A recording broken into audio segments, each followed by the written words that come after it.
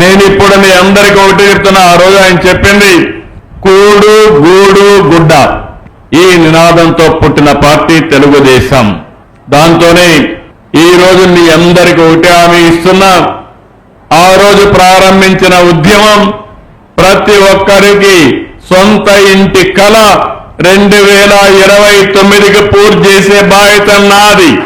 ఆ తర్వాత మీరు డబ్బులు సంపాదిస్తే మళ్ళా కొత్త ఇల్లు కట్టుకోవచ్చు. అది నిరంతరం చేసే పని. అలాంటి కార్యక్రమానికి మనం ముందుకు పోదాం. 17 నెలలైంది. చాలా ఇబ్బందులున్నాయి. నాకు అడ్మినిస్ట్రేషన్ కొత్త కాదు. 4వసారి ముఖ్యమంత్రి. నేను ఎప్పుడొచ్చినా పరిపాలనలో పట్టుంటుంది. భవిష్యత్తు ఆలోచించుకుని ఒక విజన్తో ముందుకు పోతాం. కానీ ఈసారి మాత్రం నాకు ఇప్పుడు కూడా అంతుపట్టడం లేదు, నాడి దొరకడం లేదు. అంత నాశనం చేసే పరిస్థితికి వచ్చారు.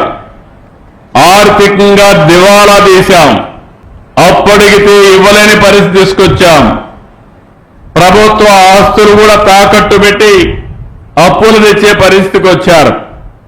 కేంద్రం ఇచ్చే స్కీములన్నీ కూడా మన వాటా కట్టకుండా ఆ స్కీములన్నీ కూడా డీఫంక్ట్ అయిపోయినాయి. ఈరోజు మీరు గుర్తుపెట్టుకోవాలి, కేంద్రం వచ్చే డబ్బులతో కొన్ని స్కీములు వాళ్ళు రూపకల్పన చేస్తారు.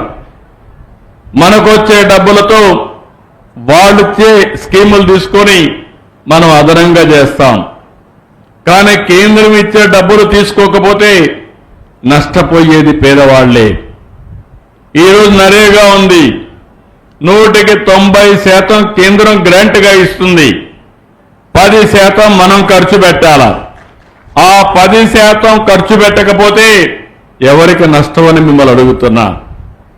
కొన్ని కార్యక్రమాల్లో నేను ఆ రోజు మీరు చూస్తే డ్రిప్ ఇరిగేషన్, మైక్రో ఇరిగేషన్ ఈ రాయచోటి ప్రాంతంలో ఈరోజు చాలా మంది మైక్రో ఇరిగేషన్ పెట్టుకొని దర్జాగా రైతాంగం పైకొచ్చారంటే మీరు గుర్తుపెట్టుకోవాలి. ఆ రోజు నేను చూపించిన చొరవ రాయలసీమలో రైతాంగానికి 90% సబ్సిడీ ఇచ్చాం. ఎస్సీ ఎస్టీకి అయితే 100% ఇచ్చాం. అలాంటివన్నీ కూడా డబ్బులు ఖర్చు పెట్టకుండా నిలిపేసే పరిస్థితికి వస్తే అక్కడి నుంచి ఒకటి అన్ని కూడా మళ్ళీ స్ట్రీమ్ లైన్ చేసి ముందుకు పోయే పరిస్థితికి వచ్చాం.